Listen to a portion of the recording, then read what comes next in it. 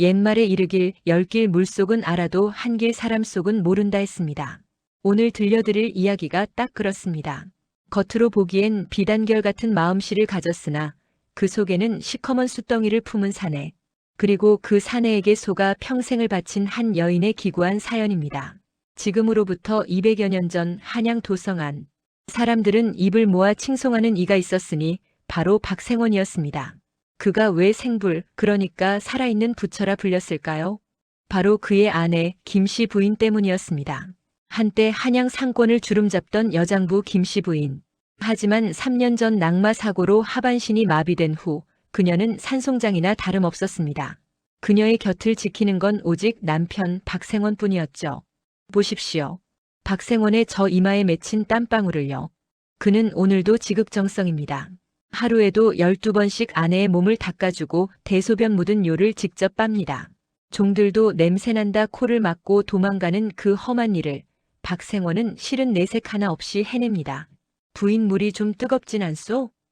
오늘은 날이 차서 쑥물을 좀 더 진하게 우렸소. 이걸로 닦으면 혈액순환에 좋다니. 조금만 참으시구려. 박생원은 수건을 짜서 아내의 굳어버린 다리를 정성스레 문지릅니다. 김씨 부인은 그런 남편을 보며 가슴이 미어집니다. 자신은 평생 집만 되는 것 같아 숨 쉬는 것조차 미안할 따름입니다. 여보, 내 전생에 무슨 업을 지어 당신을 이리 고생시키는지. 차라리 내가 죽어야 당신이 편할 텐데. 어허. 부인, 그게 무슨 섭섭한 말씀이요. 부부는 일심동체라 했소. 당신 아픈 건 곧 내 아픔이니 제발 그런 약한 소리 마시오. 내 당신 꼭 다시 걷게 할 테니. 세상에 이런 남편이 또 어디 있겠습니까? 김씨 부인의 눈가에 뜨거운 눈물이 주르륵 흐릅니다. 그녀는 결심합니다. 그래, 저 사람에게 내 모든 걸 주자. 자신이 쥐고 있던 마지막 끈, 바로 재산 땅 문서를 남편에게 넘겨주기로 마음먹은 것이죠. 그것이 평생 헌신한 남편에 대한 도리라 생각했습니다. 하지만 부인은 몰랐습니다. 그 결심이 자신의 목숨줄을 조이는 올가미가 될 줄은 말이죠. 밤이 깊었습니다. 김씨 부인이 잠든 걸 확인한 박생원이 조심스레 방문을 닫고 나옵니다. 어두운 마루에 선 박생원, 방금 전까지 아내를 보며 짓던 그 인자한 미소는 온데간데 없습니다. 그의 얼굴이 순식간에 차갑게 일그러집니다. 마치 딴 사람이 탈을 바꿔 쓴 것처럼 말이죠. 지겨운 곰 냄새. 씻겨도 송장 썩는 내는 안 빠지는구만. 들으셨습니까? 방금 그 다정했던 남편의 입에서 나온 말이라곤 믿기지 않습니다. 그는 옷소매에 코를 묻고 냄새를 털어내며 서둘러 사랑방으로 향합니다. 그곳에는 이미 불청객이 와 있었습니다. 진한분 냄새를 풍기는 여인 기생월양입니다. 나으리 이제 오십니까? 아이고 냄새야. 그 병신 마님 수발 들다 오신 겁니까? 얼른 이리 오셔요. 제가 술상 봐놨습니다. 박생원은 월양의 품에 안겨 킬킬거립니다. 조강지처가 누워있는 안방과는 벽 하나를 사이에 두고 사랑방에서는 추악한 술판이 벌어집니다. 박생원은 술잔을 단숨에 비우며 속내를 드러냅니다. 조금만 참아라. 오늘 보니 그 여편네 눈빛이 많이 흐려졌어. 이제 슬슬 때가 된 게지. 내 그 냄새나는 똥 기저귀 가는 것도 지긋지긋하다. 땅문서만 손에 넣으면 아주 산속 깊은 곳에 가져다 버릴 테다. 정말이죠? 그 약속 믿어도 되는 거죠? 아유, 우리 나으리 고생하신 거 생각하면 내 속이 다 문드러지네. 근데 그 약은 꼬박꼬박 먹이고 있는 거죠? 그렇고 말고. 용하다는 의원이 지어준 보약이라고 속였지. 그게 사람 진을 빼고 잠만 자게 만드는 약인 줄도 모르고 고맙다고 눈물까지 흘리며 받아먹더구나. 멍청한 여편네. 세상에 충격적인 사실입니다. 지난 3년간 박생원이 지극정성으로 다려먹인 그 탕약. 그것은 아내를 살리는 약이 아니라 서서히 죽어가게 만드는 독이나 다름없었습니다.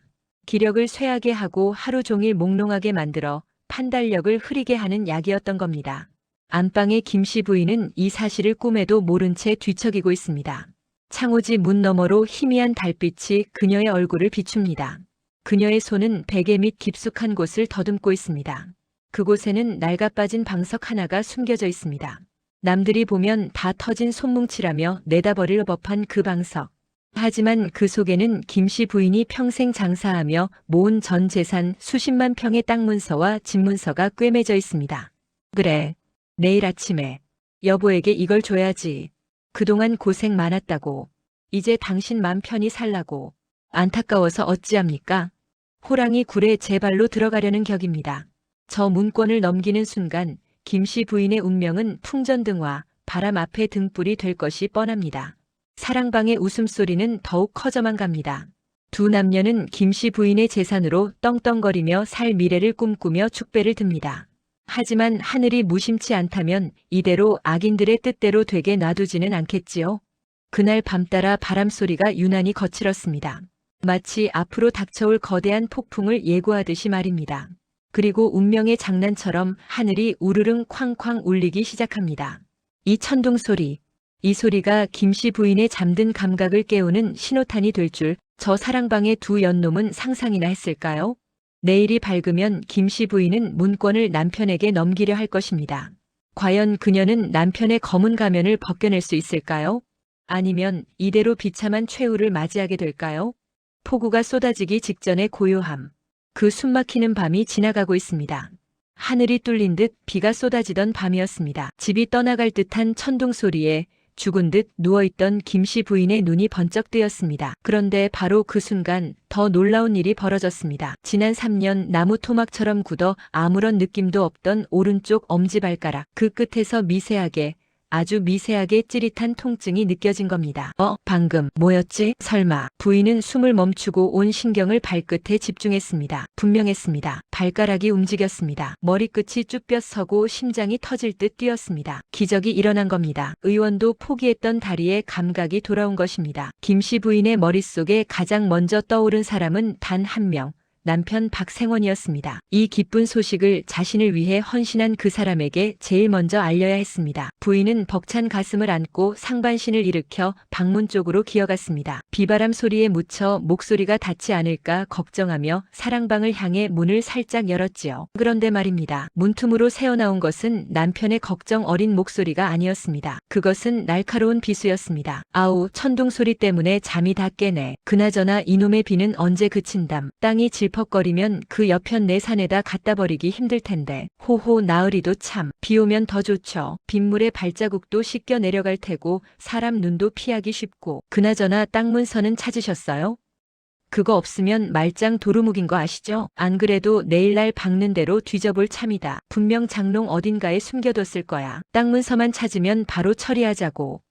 실종 신고 내고 한 5년만 버티면 다 우리 거 아니냐. 다시 한번 천둥이 쳤지만 김씨 부인의 귀에는 들리지 않았습니다. 그녀의 머릿속에는 방금 남편이 뱉은 말들만이 맴돌았습니다. 갖다 버린다. 처리한다. 다 우리 것이다. 믿었던 도끼에 발등이 찍힌다더니 이토록 깊고 아프게 찍힐 줄 누가 알았겠습니까? 부인은 입을 틀어막았습니다. 터져나오려는 비명 대신 뜨거운 피눈물이 손가락 사이로 흘러내렸습니다. 다음 날 아침 비는 그쳤지만 부인의 마음에는 지옥불이 타오르고 있었습니다. 하지만 그녀는 아무 일도 없었다는 듯 초점 없는 눈으로 천장만 바라보고 있었죠. 그때 안방 문이 벌컥 열리고 월양이 들어왔습니다. 손에는 김이 모락모락 나는 숭늉 대접이 들려 있었습니다. 마님, 속이 허하시죠? 나으리께서 뜨끈한 숭늉이라도 좀 드시게 하라고 해서 가져왔어요. 월양의 눈매가 매섭게 부인의 전신을 훑습니다. 어젯밤 부인이 방문을 열었던 흔적을 눈치챈 걸까요? 아니면 여자의 직감일까요? 월양은 부인의 다리 쪽으로 슬금슬금 다가옵니다. 그리고는 입가에 비릿한 미소를 띠며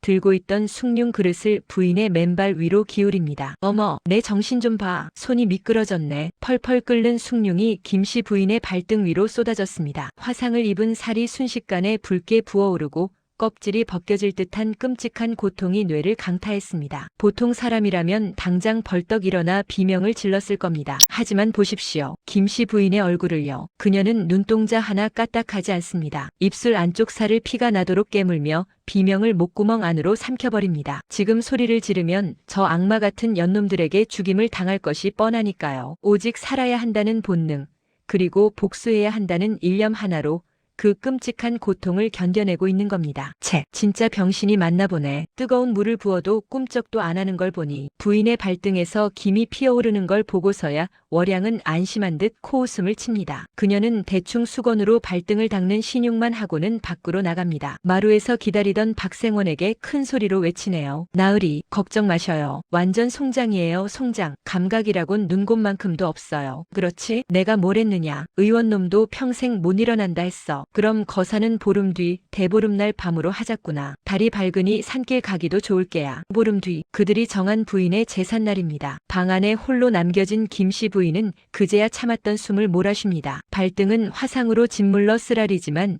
그녀의 눈빛은 그 어느 때보다 형형하게 빛나고 있습니다. 박생원, 그리고 월양이 내 이 끓는 물의 고통을 뼈에 새겨두마. 보름이라 했느냐? 그래. 딱 보름만 기다려라. 내 두 발로 걸어가서 너희들이 내게 준 지옥을 배로 갚아줄 테니. 이제 김씨 부인에게 남은 시간은 단 15일. 그녀는 이 짧은 시간 동안 기적을 현실로 만들어야 합니다. 낮에는 죽은 듯이 누워있고 밤에는 피를 토하는 심정으로 일어서는 연습을 해야 합니다. 과연 그녀는 보름 뒤 자신의 발로 저 문지방을 넘을 수 있을까요? 믿었던 남편의 배신으로 찢겨진 가슴을 안고 처절한 복수의 칼날을 가는 여인. 어둠이 깊어질수록 그녀의 눈빛은 더욱 매섭게 빛나기 시작합니다. 여자가 한을 품으면 5, 6월에도 서리가 내린다 했습니다. 지금 김씨 부인의 방이 딱 그 짝입니다. 모두가 잠든 깊은 밤, 부엉이 울음소리만 처량하게 들려오는 시각. 죽은 듯 누워있던 이불 속에서 부스럭거리는 소리가 들립니다. 보십시오. 김씨 부인이 식은땀을 비오듯 흘리며 몸을 일으킵니다. 낮에는 손가락 하나 까딱 못하는 천치바보 흉내를 내지만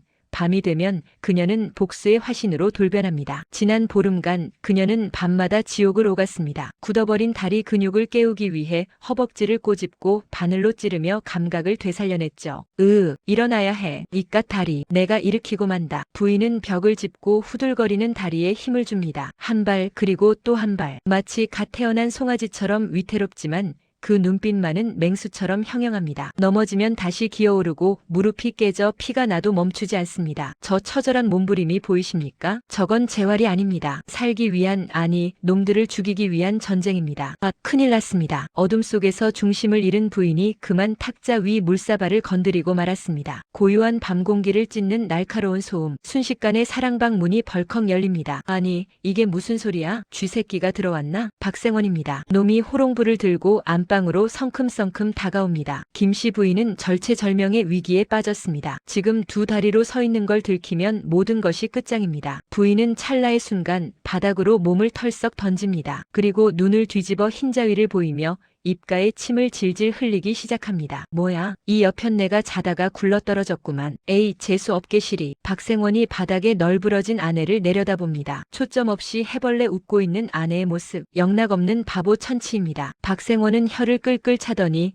발로 부인의 엉덩이를 툭툭 찹니다. 어휴, 냄새나는 짐짝. 곱게 잠이나 처잘 것이지 산란스럽게 왜 굴러떨어지고 난리야. 즉, 박생원은 부인을 짐짝처럼 들어 침상 위에 던지듯 눕히고는 나가버립니다. 문이 닫히자마자 부인은 눈을 번쩍 뜹니다. 치욕스러움에 입술이 바들바들 떨립니다. 방금 전 발길질을 당한 엉덩이보다 짐승 취급을 받은 마음이 더 쓰라립니다. 하지만 부인은 압니다. 놈이 방심한 지금이 기회라는 것을요. 다음날 낮 집안이 한바탕 뒤집어졌습니다. 박생원과 월양이 온 집안을 이잡듯 뒤지고 있습니다. 장롱 서랍을 엎고 뒤줄을 열어보고 천장까지 쑤셔봅니다. 찾는 물건은 단 하나, 바로 전 재산이 걸린 문건입니다. 아니, 귀신이 고칼 노릇이네. 분명 장롱 깊숙이 넣어두는 걸 봤는데 어디 간 거야? 오빠가 술 마시고 딴 데 둔 거 아니야? 잘 좀 찾아봐. 내일이 거사날인데 빈손으로 갈 순 없잖아. 어리석은 것들. 등잔 밑이 어둡다더니 옛말 틀린 거 하나 없습니다. 지금 박생원이 땀을 뻘뻘 흘리며 주저앉아 쉬고 있는 그 낡아빠진 방석. 김씨 부인이 3년 내내 깔고 앉아 뭉개고 있는 그 냄새나는 방석 속에 수천 냥짜리 문건이 꿰매져 있다는 걸 꿈에도 모를 겁니다. 김씨 부인은 멍하니 허공을 응시하는 척하며 속으로 쾌재를 부릅니다. 찾아봐라. 내 놈들 뼈가 삭도록 찾아도 안 나올 게다. 그건 내 목숨줄이니 내 엉덩이 밑에서 한 발짝도 안 나갈 테니까. 그리고 드디어 결전의 날이 다가왔습니다. 김씨 부인은 마지막 승부수를 띄웁니다. 야심한 시각, 그녀는 품속에서 꼬깃꼬깃한 종이 한 장을 꺼냅니다. 손가락을 깨물어 쓴 혈서는 아니지만 그보다 더 붉은 한이 서린 편지입니다. 수신이는 관아의 김사또, 부인의 코올릭의 적친구이자 정의로운 고을 원님입니다. 부인은 아픈 다리를 이끌고 뒷마당 담벼락까지 기어갑니다. 담장 너머는 관아 순찰길, 지금이 아니면 기회는 없습니다. 그녀는 젖먹던 힘까지 짜내어 돌멩이에 묶은 편지를 담장 밖으로 힘껏 던집니다. 사또, 제발 이 편지를 봐주시오. 내일 산곡에 그곳에 내 목숨이 달렸소. 부인의 간절함이 하늘에 닿았을까요? 담장 너머에서 인기척이 들리고 누군가 급히 뛰어가는 발소리가 들립니다. 이제 주사위는 던져졌습니다. 다음 날 아침 햇살이 유난히 밝습니다. 박생원이 말끔한 옷차림으로 안방에 들어옵니다. 그의 얼굴에는 세상 가장 역겨운 미소가 걸려 있습니다. 부인, 날이 참 좋소. 오늘은 당신 좋아하는 산에 꽃구경이나 갑시다. 내 특별히 가마꾼 대신 지게를 졌소. 당신을 내 등 뒤에 업고 가고 싶어서 말이오. 꽃구경이라뇨. 황천길 구경이겠지요. 하지만 김씨 부인은 순순히 남편의 등에 업힙니다. 그녀의 품속에는 묵직한 방석이 안겨 있습니다. 남편의 등에서는 낯선 여자의 분 냄새가 진동합니다. 역겨움이 치밀어 오르지만 부인은 남편의 귀에 대고 어느 때보다 다정하게 속삭입니다. 고마워요 여보. 오늘 당신 덕분에 평생 잊지 못할 구경을 하겠네요. 박생원은 그 말이 무슨 뜻인지 짐작조차 못한 채 콧노래를 부르며 집을 나섭니다. 지게에 실린 아내의 몸이 오늘따라 깃털처럼 가볍게 느껴집니다. 자신의 등 뒤에 시퍼렇게 날 선 복수의 칼날이 겨눠져 있다는 것도 모른 채 말이죠. 자, 이제 그들이 향할 곳은 인적 드문 산고개. 과연 그곳에서 웃게 될 자는 누구일까요? 바보 연기를 집어던지고 호랑이처럼 포효할 김씨 부인의 반격. 그 짜릿한 순간이 코앞으로 다가왔습니다. 살을 애는 듯한 칼바람이 부는 이곳은 호랑이 고개입니다. 날짐승도 쉬어넘는다는 이 험한 산속에 지금 두 사람의 그림자가 보입니다. 땀을 뻘뻘 흘리며 지게를 진 사내 박생원. 그리고 그 지게 위에서 위태롭게 흔들리는 여인 김씨 부인입니다. 박생원의 거친 숨소리가 턱 밑까지 차올랐을 때쯤 그가 넓적한 바위 앞에 멈춰 섭니다. 후후. 부인, 여기가 경치가 제일 좋소. 잠시 여기서 쉬었다 갑시다. 내 저 아래 계곡에 가서 시원한 물 좀 떠올 테니 꼼짝 말고 앉아 계시오. 거짓말입니다. 물은커녕 지금 내려가면 다시는 올라오지 않을 작정인 게지요. 박생원은 아내를 바위 위에 짐짝처럼 내려놓습니다. 불편한 다리가 꺾이든 말든 상관없다는 듯 아주 거칠게 말이죠. 김씨 부인은 아무 말 없이 남편의 눈을 응시합니다. 그 눈빛이 어찌나 서늘한지 박생원은 흠칫 놀라 뒷걸음질 칩니다. 사람을 왜 그리 쳐다보오? 금방 다녀온다니까. 어허, 날씨 참 춥네. 박생원은 뒤도 돌아보지 않고 산을 내려갑니다. 산모퉁이를 돌자마자 놈의 얼굴엔 비로소 참았던 웃음이 터져 나옵니다. 품속에서 미리 준비한 전서구를 꺼내 날려보내며 미친 사람처럼 낄낄거립니다. 크하하, 알터니가 빠진 것 같구나. 월양아, 들리느냐? 드디어 해치웠다. 그 징글징글한 송장을 산속에 버리고 간다. 이제 다 우리 세상이다. 으하하. 메아리쳐 울리는 그 웃음소리가 어찌나 소름 끼치는지 산짐승들도 숨을 죽입니다. 그렇게 박생원이 사라지고 산속에는 김씨 부인 홀로 남겨졌습니다. 아니요, 혼자가 아니었습니다. 바위 뒤 덤불 속에서 누군가의 인기척이 들립니다. 부인의 오랜 벗, 김사또와 포졸들이 숨죽여 이 모든 광경을 지켜보고 있었던 것입니다. 해가 지고 어둠이 깔린 박생원의 기와집. 주인 잃은 안방은 이제 여우굴이 되었습니다. 박생원과 월양이 김씨 부인의 화려한 비단 이불을 깔고 앉아 술판을 벌이고 있습니다. 월양은 부인의 보석함을 열어 비녀를 꽂아보고 가락지를 껴보며 신이 났습니다. 어머 나으리, 이 옷가락지 좀 보세요. 제 손에 딱 맞지 않아요? 그 늙은 년 손에 있을 땐 빛도 안 나더니 주인을 만나니까 때깔이 다르네. 그렇고 말고 그까짓 거 다 내가 가져라. 이제 이 집도 저 논밭도 다 우리 것 아니냐. 자, 한 잔 더 받아라. 오늘은 밤새도록 마시고 죽자꾸나. 건배. 두 연놈의 술잔이 쨍하고 부딪힙니다. 남의 눈에서 피눈물을 뽑아내고 마시는 술맛이 그리도 달더냐. 하늘이 무섭지도 않은 모양입니다. 그런데 바로 그때였습니다. 마당에서 들려오는 낯선 소리. 술에 취한 박생원이 미간을 찌푸립니다. 아니, 이 밤중에 어떤 놈이 대문도 없이 들어와? 그게 아무도 없느냐? 대답이 없습니다. 대신 발소리가 점점 가까워집니다. 마루를 울리는 소리가 아닙니다. 땅을 박차고 걷는 아주 힘있고 당당한 발소리. 뚜벅 뚜벅 뚜벅. 발소리는 정확히 안방 문 앞에서 멈췄습니다. 순간 방 안에는 찬물을 끼얹은 듯 정적이 흐릅니다. 월양이 박생원의 옷자락을 꽉 움켜줍니다. 나으리, 밖에 누구?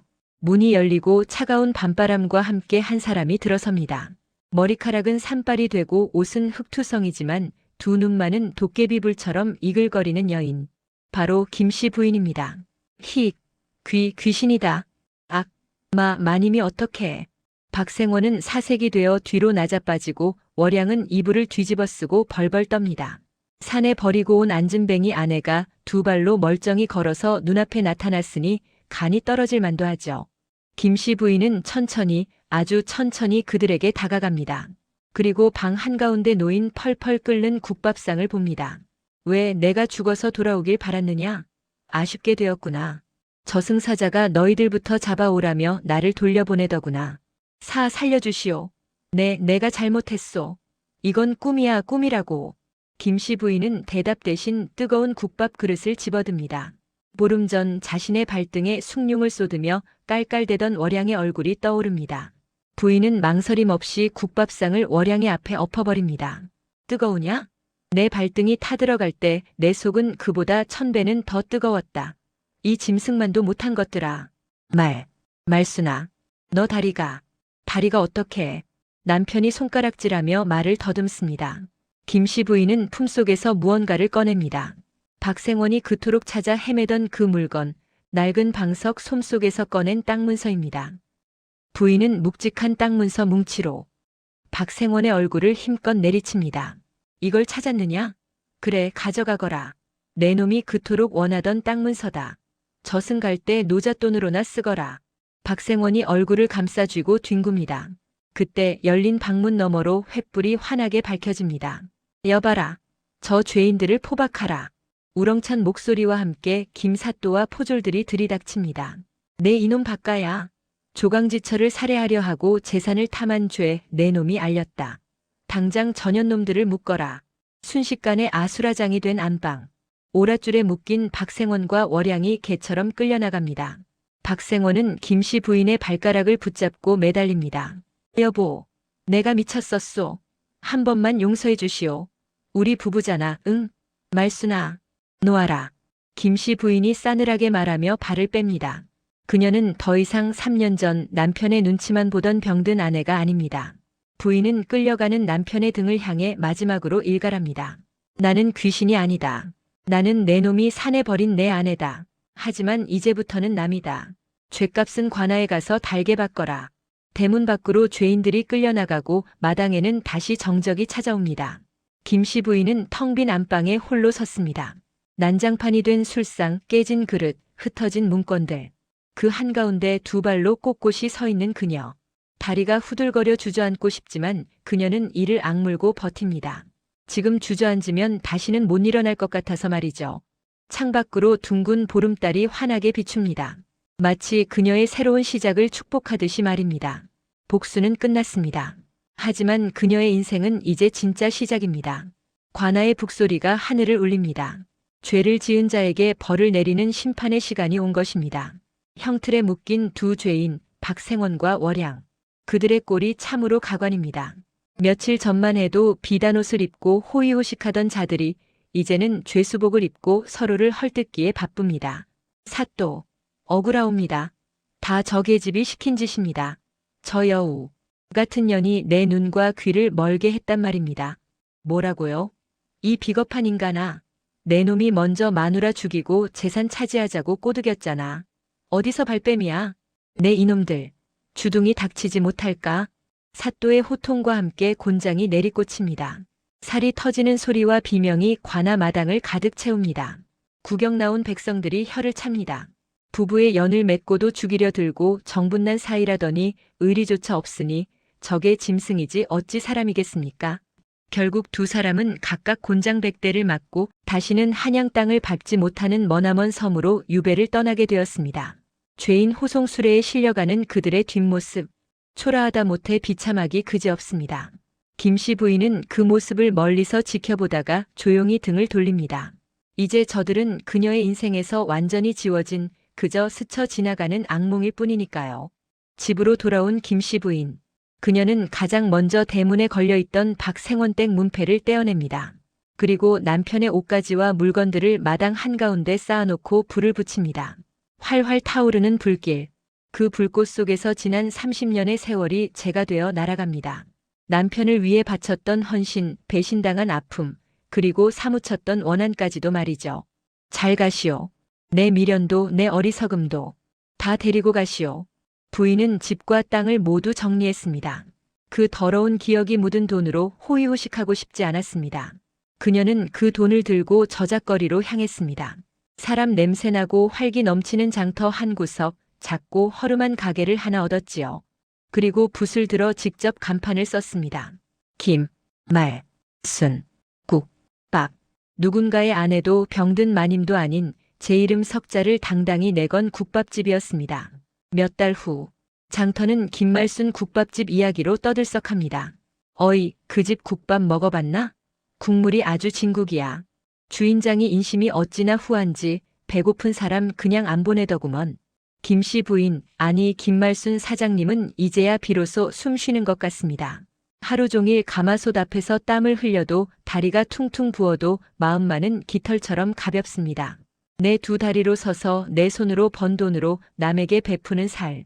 그것이 이리도 행복한 줄 예전에는 미처 몰랐습니다.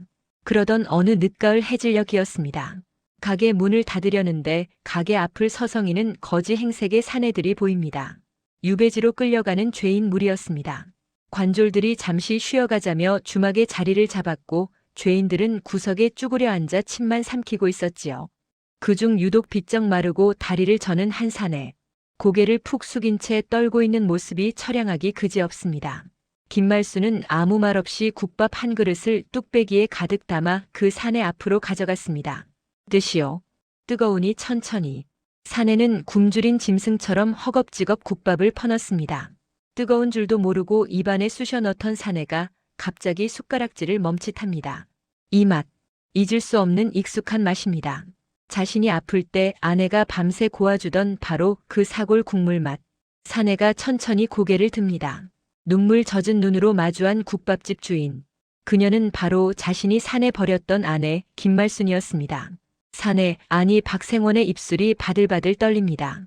말순아라고 부르고 싶지만 목구멍이 막혀 소리가 나오지 않습니다. 자신은 그녀를 죽이려 했는데 그녀는 굶주린 자신에게 밥을 줍니다. 이보다 더 큰 형벌이 어디 있겠습니까?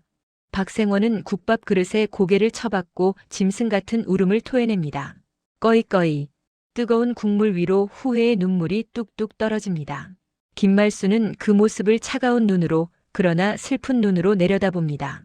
그녀는 더 이상 그를 비난하지도 용서하지도 않습니다.